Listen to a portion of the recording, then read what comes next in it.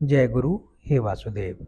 एक संदर्भ में गीता जी की महिमा बताते हुए महाअवतार बाबा जी शिष्यों से कहते हैं, गीता पढ़ोगे नहीं तो जानोगे कैसे। गीता जरूर पढ़ना चाहिए, मनन करना चाहिए। मदगत प्राणा एस्ट्रो योगा आध्यात्म ज्योतिष चैनल में आपका स्वागत है। हम आपके लिए श्रीमद् भागवत गीता ज्योतिष और योग पर प्रसंग लाते हैं। अभी तक आपने सब्सक्राइब नहीं किया तो सब्सक्राइब करें, लाइक करें और शेयर करें। संसार में जो भी मिलता है, मिलता नहीं, बस मिलता मालूम पड़ता है। क्योंकि तुम सोए हुए, तुम्हारे सोए हुए होने का नाम संसार है। संसार का क्या अर्थ है? ये वृक्ष, ये चांद, ये तारे, ये सूरज, ये लोग, ये संसार है। तो तुम गलत समझ गए। संसार का मतलब है तुम्हारी आकांक्षाओं का जोड़, तुम्हारे सपनों का जोड़। संसार तुम्हारे भीतर है, बाहर नहीं। तुम्हारी निद्रा, तुम्हारी घनीभूत मूर्छा का नाम संसार है। मूर्छा में तुम जो भी कर रहे हो उससे कोई तृप्ति नहीं होगी। मूर्छा में तुम्हें होश ही नहीं कि तुम क्या कर रहे हो। तुम बेहोशी में चले जा रहे हो। तुम्हारी हालत एक शराबी जैसी। मुल्ला नसरुद्दीन एक रात ज्यादा पी के घर आया। रास्ते में कई जगह गिरा, बिजली के खंभे से टकरा गया। चेहरे पे कई जगह चोट आ गई, खरोंच लग गई। आधी रात घर पहुंचा, सोचा पत्नी सुबह परेशान करेगी कि तुम ज्यादा पिए, और प्रमाण साफ है कि चोटें लगी, खरोंचें लगी, चेहरे पे चमड़ी छिल गई। तो उसने सोचा कुछ इंतजाम कर ले। तो गया बाथरूम में, बेलाटोना की पट्टी उसने लगाई सब चेहरे पर कि सुबह तक कुछ तो राहत हो जाएगी। और इतना तो मैं सिद्ध कर ही सकूंगा कि अगर मैं ज्यादा पिए होता तो बेलाडोना लगाने की याद रहती। गिर पड़ा था रास्ते पर, पैर फिसल गया छिलके पर। घर आके मैंने मलहम पट्टी कर ली, बड़ा प्रसन्न सोया। सुबह पत्नी ने कहा कि हालत चेहरे की कैसी हुई? उसने कहा मैं गिर गया था, एक केले के छिलके पे पैर फिसल गया। और देख, ख्याल रखना मैं कोई ज्यादा वगैरह नहीं पिया था। प्रमाण है साफ कि मैंने सारे चेहरे की मलहम पट्टी की। उसने कहा प्रमाण है, आओ मेरे साथ। आईने पे की थी उसने मलहम पट्टी। चेहरा तो आईने में दिखाई पड़ रहा था।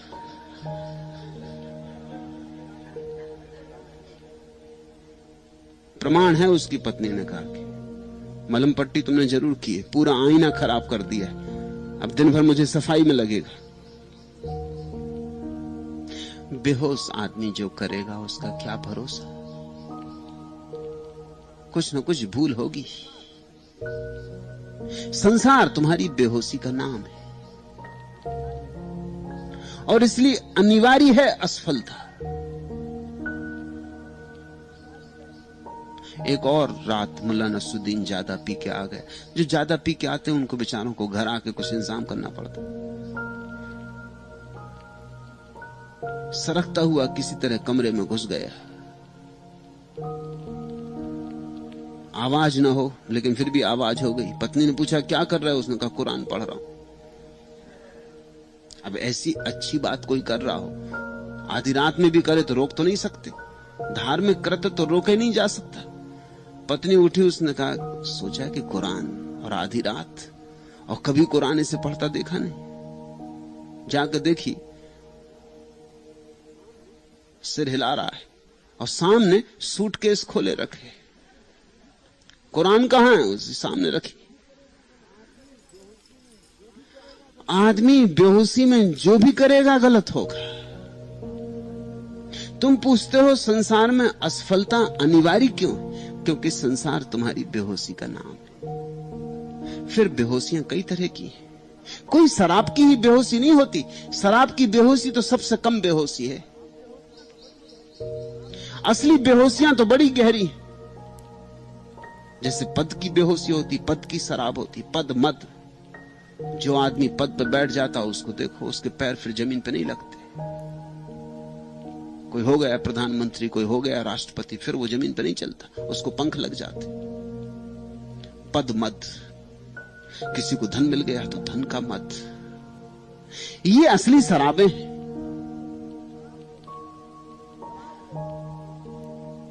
शराब तो कुछ भी नहीं इनके मुकाबले। पियोगे घड़ी दो घड़ी में उतर जाएगा नशा। ये नशे ऐसे हैं कि टिकते हैं, जिंदगी भर पीछा करते, चढ़े ही रहते। बहुत नशे हैं, और जिससे जागना हो उसे प्रत्येक नशे से सावधान होना पड़ता है। जागने के दो ही उपाय हैं, या तो ध्यान की तलवार लेकर अपने सारे नसों की जड़ें काट दो, या परमात्मा के प्रेम से अपनी आंखें भर लो, शेष नशे अपने आप भाग जाएंगे, उसकी मौजूदगी में नहीं टिकते। या तो परमात्मा के प्रेम से भर जाओ, या आत्मा के ध्यान से भर जाओ। ये दो ही उपाय हैं संसार के बाहर जाने के, ये दो ही द्वार हैं। तुम्हें जो रुझ जाए। तुम पूछते हो संसार में असफलता अनिवार्य क्यों है? संसार का स्वभाव ऐसा। उम्र गंवाकर हमको इतनी आज हुई पहचान, चढ़ी नदी और उतर गई पर घर हो गए वीरान। जिंदगी आती चली जाती, चढ़ी नदी और उतर गई पर घर हो गए वीरान। जिंदगी आती और चली जाती, तुम वीरान हो जाते, तुम खंडर हो जाते। जिंदगी तुम्हें कुछ दे नहीं जाती, तुमसे कुछ ले जाती, तुम्हारी क्षमता ले जाती, तुम्हारे अवसर ले जाती। जिन अवसरों पर परमात्मा से मिलन हो सकता था वो तुमने दो कौड़ी में बेच डाले। तुमसे तुम्हारी आत्मा ले जाती। तह में भी है हाल वही जो तह के ऊपर हाल। मछली बचकर जाए कहां जब सारा जल ही जाल। यहां सारा जल ही जाल है, मछली बचकर जाए कहां। यह खोज ही धर्म है। यहां बचो कैसे? इस तरफ जाओ तो जाल, उस तरफ जाओ तो जाल, पूरब जाओ तो जाल, पश्चिम जाओ तो जाल, धन में जाओ, पद में जाओ, प्रतिष्ठा में जाओ, जाल ही जाल है। नीचे ऊपर सब तरफ जाल है, मगर एक जगह है जहां जाल नहीं, अपने भीतर जाओ। 11 दिशाएं, 10 दिशाओं में जाल है, 11वीं दिशा में जाल नहीं। और जो 11वीं दिशा में जाता है उसका ही परमात्मा से मिलन होता है। परमात्मा 11वीं दिशा में है।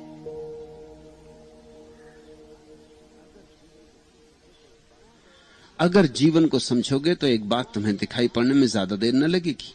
आ गया रास शिकस्तों का सुमार, आखिरकार छुप गए याद के फूलों में उम्मीदों के मजार। सूरज उभरा है कि डूबा है कि गहनाया है, या फकत अपने लहू से हुई धरती गुलनार। इतनी अर्जा तो न थी दर्द की दौलत पहले, जिस तरफ जाइए जख्मों के लगे हैं बाजार। आदमी लाख बढ़े फासले घटते ही नहीं, हटता जाता है मगर छट नहीं पाता है गुबार। ऐसी अवस्था है जहां देखो वहां जख्मी जख्मों के बाजार लगे। जरा चारों तरफ आंख तो उठा के देखो। संसार एक बड़ा अस्पताल है जहां हर आदमी बीमार है। कभी मुश्किल से कभी कभार कोई स्वस्थ आदमी मिलता है, कोई बुद्ध, कोई कृष्ण, कोई कबीर। कभी कभार कोई मिल जाए, दादू, कोई रज्जब, कोई सुंदरदास। इस पूरी अस्पताल में सब बीमार है। कोई इस तरह बीमार, कोई उस तरह बीमार। बीमारियों के 1000 नाम हैं, अलग अलग तरह की बीमारियां हैं, लोगों ने आरोपित कर ली। और मजा ऐसा है कि बीमार सिर्फ बीमार नहीं है, बीमार पागल भी है। क्योंकि बीमारों के पागलपन का सबूत यह है कि वो अपनी बीमारी को बीमारी नहीं मानते, वो अपनी बीमारी को अपना सौभाग्य मान रहे हैं, वो अपनी बीमारी को अपना आभूषण मान रहे हैं, वो अपनी बीमारी का बचाव कर रहे हैं, रक्षा कर रहे हैं। इधर इन 20 वर्षों में न मालूम हजारों लोगों की बीमारियां देखने का मुझे मौका आया, और हर बार मैं यह अनुभव करता हूं कि आदमी अपनी बीमारियों की रक्षा करता है। अगर उसे उपाय बताया जाए बीमारी से मुक्त होने का तो नहीं करता। अपनी बीमारी को छिपाता है, बचाता है, बहाने खोजता है, तरकीबें खोजता है, दवा के खिलाफ हर तरह के आयोजन करता है। आज इतनी अर्जा तो न थी दर्द की दौलत पहले, जिस तरफ जाइए जख्मों के लगे हैं बाजार। जरा गौर से देखो, उठा के आंख, सब तरफ तुम छातियां जख्मों से भरी पाओगे, सब आंखें आंसुओं से भरी, सब पैर कप रहे, क्योंकि मौत आ रही आ ही गई है। हम सब मौत के बीच खड़े, हमारी नाव डूबने को ही है। एक बात सुनिश्चित है कि ये नाव डूबेगी जिसमें हम बैठे, और कुछ सुनिश्चित नहीं।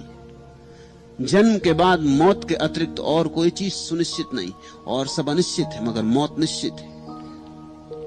इस मौत से भरी दुनिया में जख्म ना होंगे तो और क्या होगा।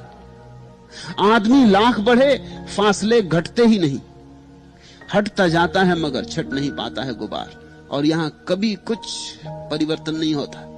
जैसे तुम क्षितिज को छूने चलो, दिखता है ये रहा, पास ही तो है, थोड़े कदम और, जरा और दौड़ लें और पहुंच जाएंगे। लेकिन क्षितिज पर तुम कभी पहुंच नहीं पाते, क्योंकि क्षितिज है नहीं, सिर्फ भ्रांति, दिखाई पड़ता है नहीं। तुम जितने बढ़ते हो क्षितिज की तरफ, उतना ही क्षितिज तुमसे दूर हटता जाता है। तुम्हारे और क्षितिज के बीच फासला बराबर वही रहता है। आदमी लाख बढ़े, फासले घटते ही नहीं।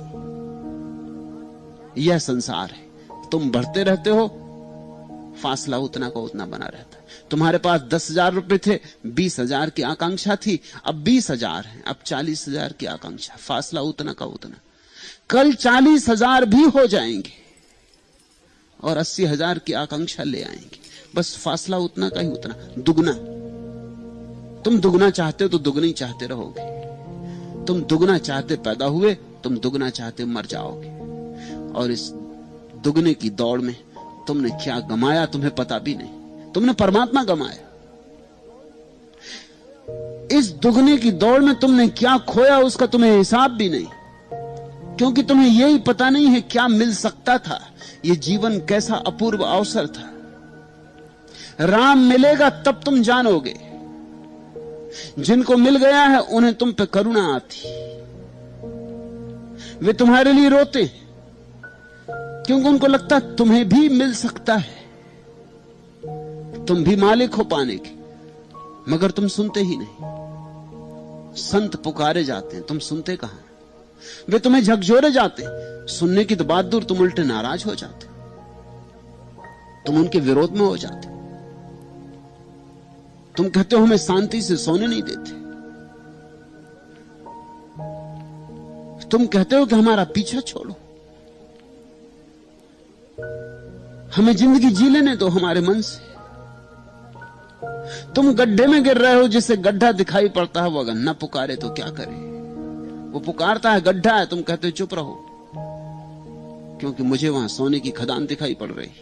वो कहता है मैं जा चुका हूं, देख चुका हूं, सोने की वहां कोई खदान नहीं, दूर से चमकता है सब, दूर के ढोल सुहावने। तुम व्यर्थ दौड़ो मत, मगर तुम कहते हो कि आप चुप रहो, आप मेरी आशाओं पे पानी मत फेरो। अगर मैं तुमसे कहूं, जैसे अभी इसके पहले प्रश्न के उत्तर में मैंने कहा अच्छा हुआ कि तुम्हारा प्रेम स्वीकार नहीं हुआ, तुम सोचते हो जिससे मैंने कहा वो प्रसन्न होगा, वो मुझ पे नाराज होगा, वो कहेगा कि हम आए थे औषधि लेने, हम आए थे कोई तरकीब मांगने, हम आए थे आशीर्वाद लेने, कि आपका आशीर्वाद हो जाए तो घट जाए बात। एक और सज्जन ने भी ऐसी प्रश्न लिखा है कि मेरी पत्नी भी है, मगर मैं एक दूसरी लड़की के सच्चे प्रेम में पड़ गया हूं।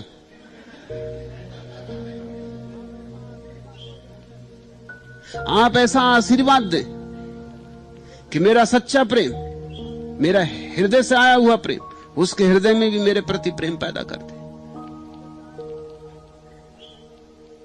अब इन सज्जन को मैं क्या कहूं, कौन सा आशीर्वाद दूं? सच्चा प्रेम और एक लड़की से हो गया,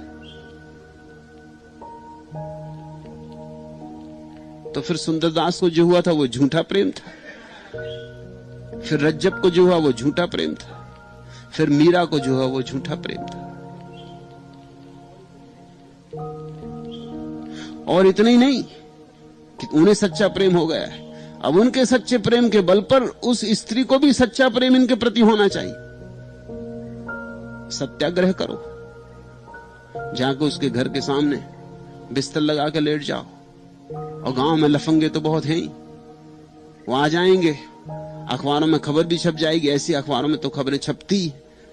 सत्याग्रह कर दो सच्चे प्रेम के लिए कि जब तक इस स्त्री का प्रेम मुझसे नहीं होगा भोजन ग्रहण नहीं करेंगे, जब तक ये स्त्री मौसम्बी का रस लेके खुद ही नहीं आएगी। तो तुम्हारा नाम भी जग जाहिर हो जाएगा, बड़े नेताओं में भी गिनती हो जाएगी, मौका लगा तो कभी कोई प्रधानमंत्री भी हो सकते हो। ऐसे तो लोग प्रधानमंत्री हो जाते। सत्याग्रह करो, चूको मत। ऐसा हुआ एक गांव में, हो चुका है इसलिए कह रहा हूं। एक सज्जन को ऐसा ही सच्चा प्रेम हो गया था जैसा तुम्हें हुआ। ऐसे दुर्भाग्य कई को घटते, ऐसी मुसीबतें सभी को आती। पहुंच गया किसी राजनीतिक नेता से सलाह लेने की, अब क्या करूं, आप ही बताओ, कि आप तो हर चीज का उपाय निकाल लेते हो। और राजनेता क्या जाने, उसने कहा सत्याग्रह के सिवा और कोई उपाय नहीं। और अगर प्रेम सच्चा है तो सत्याग्रह करना ही चाहिए। तुम बिस्तर लगा दो उसके सामने, डट के बैठ जाओ, और 10-5 लोगों को इकट्ठा कर लो जो शोरगुल पीटे, और गांव में खबर करें कि सत्याग्रह हो रहा है। और जब तक वो स्त्री विवाह के लिए राजी नहीं होगी, सत्याग्रह जारी रखो। बदनामी से घबराएगा बाप, मां, और ये भी डर लगेगा कि अभी सारे गांव में खबर हो गई, अब दूसरे किसी और से विवाह करना भी मुश्किल हो जाएगा। मुसीबत खड़ी कर दो और बिल्कुल पड़ रहना आंखें बंद करके कि मरी जाओगे। उस आदमी ने यही किया।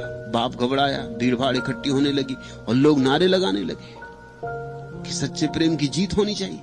जो सच्चा प्रेम हो तो जीत होनी चाहिए। बेचारे बाप की कौन सुने, उस स्त्री की कौन सुने, ये प्रेमी बिल्कुल मर रहा है। जब भी कोई आदमी मरने लगे तो फिर लोग इसकी फिक्र नहीं करते कि क्या है सही क्या है गलत, मरने वाले की सुनते। यही तो सत्याग्रह की कुंजी। मरने वाला एकदम ठीक हो जाता। जब दांव पे लगा रहा अपनी पूरी जिंदगी, तो इसकी बात ठीक होगी ही। देखो तो बेचारा मजनू और फरियाद ने भी जो नहीं किया, यह आधुनिक मजनू कर रहा है। मजनू फरियाद को सत्याग्रह का पता नहीं था, गांधी बाबा तब तक हुए नहीं थे। बाप बहुत घबराया, उसने कब करना क्या है। अपने मित्रों से पूछा मैं करूं क्या। अखबारों में खबरें छपने लगी, दबाव पड़ने लगा, फोन आने लगे, और घर के चारों तरफ लोग घेरा डालने लगे कि ये तो सत्याग्रह तो पूरा करना ही पड़ेगा, आदमी की जान का सवाल है। उसने पूछा कि इसको सलाह किसने दी। पता चला फलन राजनेता ने। तो उसने उसके विरोधी के पास जाके सलाह ले लेनी चाहिए कब क्या करना, क्योंकि राजनेताओं को पता होता है एक दूसरे की तरकीब में। उसके विरोधी ने कहा कुछ फिक्र मत कर, एक वैश्या को मैं जानता हूं, बस मरने के करीब ही है, वो मर भी गई तो कुछ हर्जा नहीं, और वैश्या है, सड़ चुकी है, उसको ले आ, 10-5 रुपए का खर्चा है, उसका भी बिस्तर लगवा दे। और यह आदमी पूछेगा भाई माई तू यहां बिस्तर क्यों लगा रही, तो उससे कहना कि मुझे तुझसे सच्चा प्रेम हो गया, तू भी सत्याग्रह करवा दे, बस इसके सिवा कोई उपाय नहीं है। और यह आदमी भाग जाएगा रात में, क्योंकि जो 2 सत्याग्रह हो जाए तो बड़ा मुश्किल हो जाते। यही हुआ। जब माई ने आके बिस्तर लगा दिया, उस आदमी ने पूछा कि माई तू क्या कर रही, कहा कि मुझे तुझसे प्रेम हो गया। तेरा सत्याग्रह की खबर मैंने क्या सुनी, सच्चा प्रेम मेरे हृदय में जग गया। उसने कहा तेरे में तो मैं प्रेम जगाना भी नहीं चाहता था, ये तो तीर कुछ गलत जगह लग गया। पर उस स्त्री ने कहा कि जब तक तुम मौसम्बी का रस न पिलाओगे तब तक मैं अब हटने वाली नहीं, चाहे मरी जाऊं। वो तो मरने के करीब थी। रात को बोरिया बिस्तर बांध के वो युवक भाग गया, उस गांव से ही भाग गया, क्योंकि अब वो सारा पांसा पलट गया। तुम पूछ रहे तुम्हारा सच्चा प्रेम किसी स्त्री से हो गया, सत्याग्रह करो भाई। तुम्हें मेरी बात अच्छी नहीं लगेगी। तुम अपनी बीमारियों से छूटने नहीं चाहते। तुम तो अपनी बीमारियों को अच्छे अच्छे नाम देते हो। तुम्हारा प्रेम कितना प्रेम है, तुम्हारे प्रेम की गहराई क्या, सच्चाई क्या। आज है कल हवा हो जाता है, कपूर की तरह उड़ जाता है, क्षण भंगुर है, पानी का बबूला है। बड़े बड़े प्रेम यहां मिट्टी में पड़े सड़ गए। सच्चा ही प्रेम अगर हो तो प्रार्थना बनता है और कोई दूसरा उपाय नहीं है। ऐसे प्रेम में तो असफलता होगी, ऐसे मोह में असफलता होगी।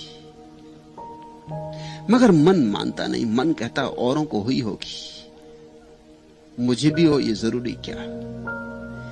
मन सदा एक तरकीब का उपयोग करता है। मन तुमसे कहता है कि तुम अपवाद हो, तुम विशिष्ट हो। एक आदमी सत्ता में पहुंच जाता है, सत्ता के पहले जो दूसरे लोग सत्ता में थे वो चिल्लाता था कि सत्ता ने इन्हें भ्रष्ट कर दिया, लेकिन वो स्वयं के बाबत ये सोचता है कि सत्ता मुझे भ्रष्ट नहीं कर पाएगी। सत्ता सभी को भ्रष्ट करती है। सच तो यह है, जो भ्रष्ट होना चाहते हैं वही सत्ता में उत्सुक होते। जो भ्रष्ट नहीं होना चाहता वो सत्ता में उत्सुक क्यों होगा। भ्रष्ट होने की आतुरता, भ्रष्ट होने की सुविधा ही सत्ता की तलाश है। हर आदमी सोचता है कि दूसरों से चूक हो रही है, दूसरे गलती पर है, मैं गलती पर नहीं हूं। और सबसे बड़ी गलती यही है, सबसे बड़ी गलती कि मैं अपवाद हूं। यहां कोई भी अपवाद नहीं है। यहां सब प्रेम झूठे, सब मोह झूठे, यहां सब नाते रिश्ते झूठे। निरपवाद मैं कह रहा हूं सब। इसमें तुम ये मत सोच लेना कि मैं औरों से कह रहा हूं, तुमसे नहीं कह रहा हूं। तुम्हारी तो बात ही और है, किसी की बात और नहीं। इस संसार में हम जो भी बनाते हैं सब झूठा है। हमारा बनाया हुआ सब झूठा है, परमात्मा का बनाया हुआ सब सच है। उसका बनाया सच, हमारा बनाया झूठा। उससे ही जुड़ जाओ तो संसार विदा हो जाता है। उससे ही जुड़ जाओ तो असफलता समाप्त हो जाती, फिर सफलता ही सफलता है। उसके साथ कभी कोई हार नहीं, अकेले अकेले बस हार ही हार है।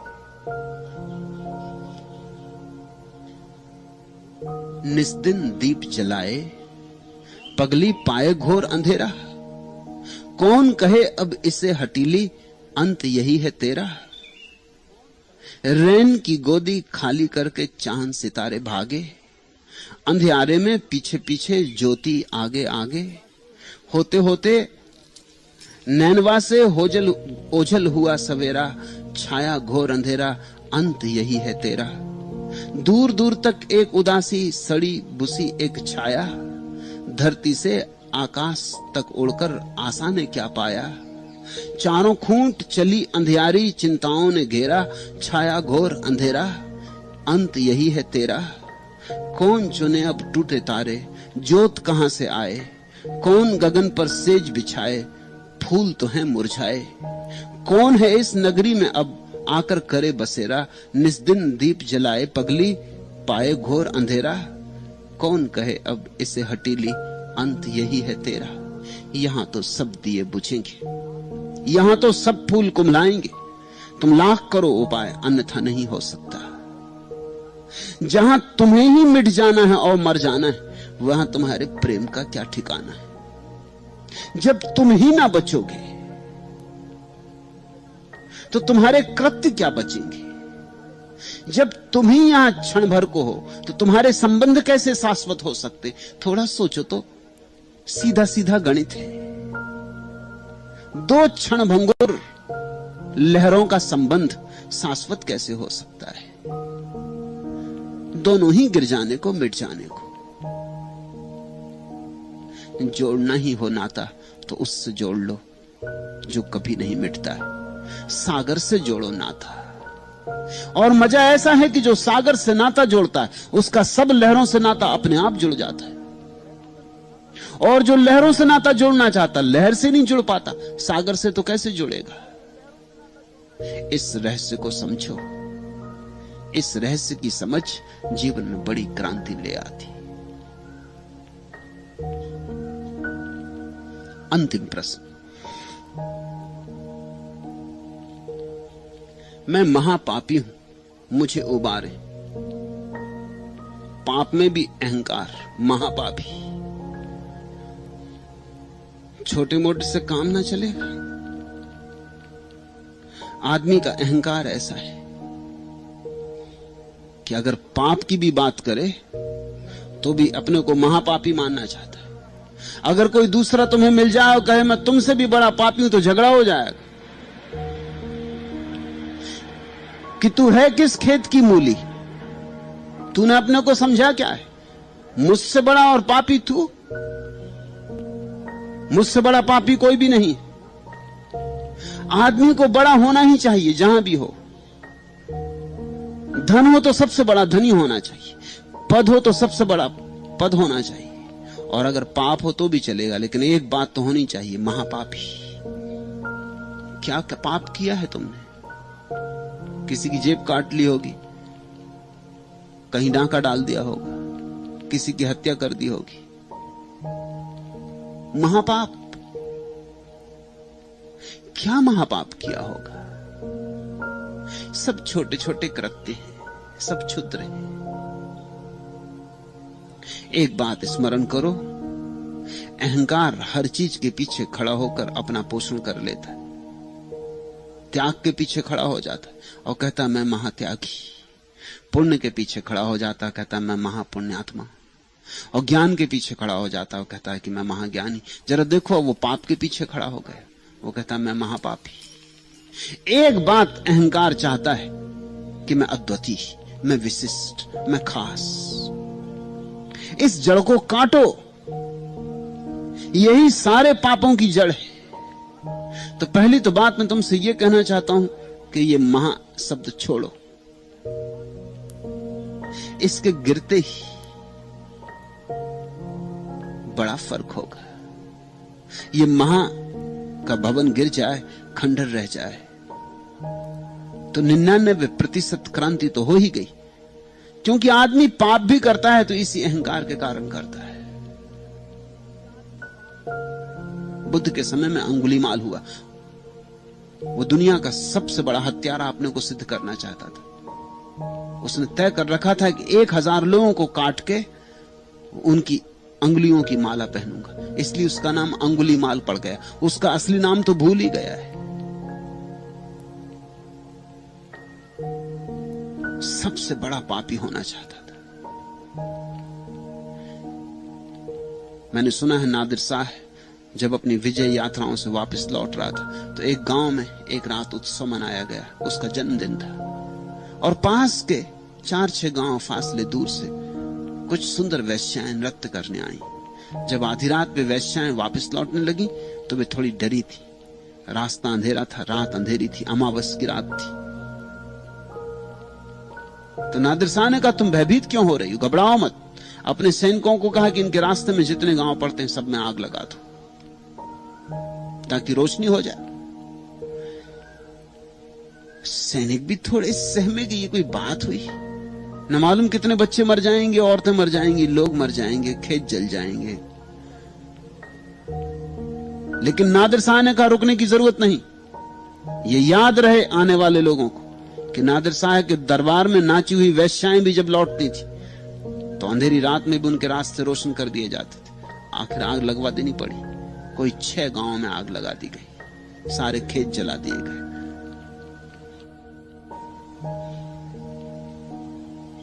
ये आदमी के भीतर ये रस, ये गंदा रस कैसे पैदा होता? नादिर शाह ये कहना चाहता है कि मुझसे बड़ा हत्यारा कभी कोई नहीं हुआ। मैं महापापी हूं, पापी सही, मगर पापी से मन नहीं भरता, महान से मन भरता है। महा से बचो, सामान्य होना पर्याप्त है। और सामान्य जो होने को राजी है उसको ही मैं धार्मिक कहता हूं। दूसरी बात, तुम्हारे धर्मों ने तुम्हें सिखाया है कि हर चीज पाप है। स्वाद पाप, प्रेम पाप, हर चीज पाप है, हर चीज निंदित कर दी गई है, इसलिए तुम जी नहीं पा रहे हो, सिकुड़ गए हो।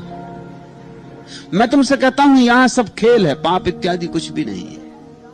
न कुछ पाप है न पुण्य, खेल खेल की बात है। पुण्य जरा अच्छा खेल है, इसमें दूसरों को कम तकलीफ होती। पाप जरा बुरा खेल, इसमें दूसरों को तकलीफ होती। खेल ही खेलना हो तो पुण्य का खेल खेलना, मगर ध्यान रखना है खेल ही। यहां के पाप भी झूठे, यहां के पुण्य भी झूठे। ऐसे ही समझो कि एक रात तुमने सपना देखा कि तुम हत्यारे हो गए और तुमने न मालूम कितने लोग मार डाले, और सुबह जाग के पाया कि अरे सब सपना था, न कोई मारा न कोई मारा गया। या तुमने एक रात सपना देखा कि तुम बुद्ध हो गए, भिक्षा पात्र लिए राजमहल छोड़ दिया, स्वर्ण जैसा, सुंदर पत्नी छोड़ दी, बच्चा छोड़ दिया, ध्यान लगाए रहे, बोधि वृक्ष के तले बैठे, ध्यान लगाए। सुबह हुए नींद खुली, पता चला न तुम महल था, न कोई पत्नी थी, न तुम बुद्ध हुए, न बोधि वृक्ष था, न कोई ध्यान लगाया। क्या इन दोनों सपनों में तुम कोई फर्क करते हो? सपने तो दोनों सपने। जागे हुए आदमी के दृष्टिकोण से तो कोई भी फर्क नहीं है, लेकिन सोए हुए आदमी के दृष्टिकोण से फर्क है। तो मैं तुमसे कहता हूं सपना देखना हो तो पुण्य का सपना देख लेना है, मगर फर्क सपने ही सपने का है, कोई बहुत बड़ा बुनियादी फर्क नहीं है। सपने ही देख रहे हो तो अच्छा सपना देखो।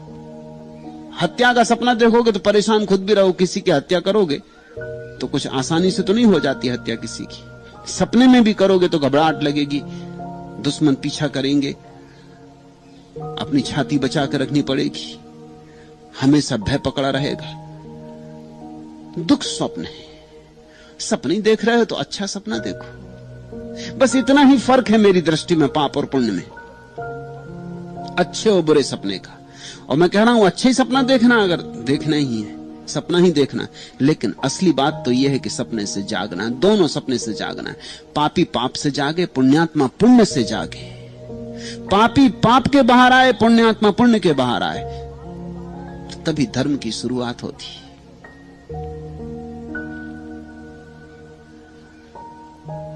तुम्हारे पाप का जो दृष्टा है, तुम्हारे पुण्य का जो दृष्टा है, तुम्हारे भीतर छिपा है, उसको खोज लो।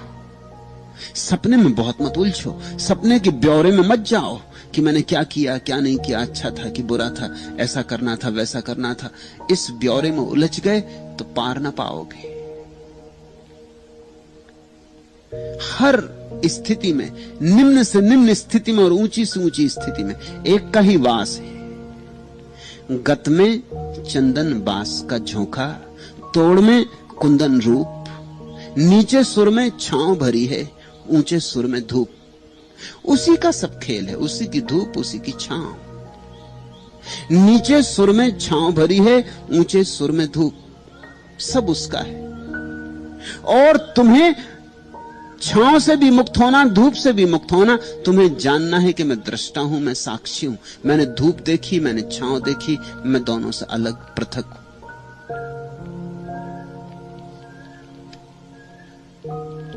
और फिर तुम्हारा कसूर क्या?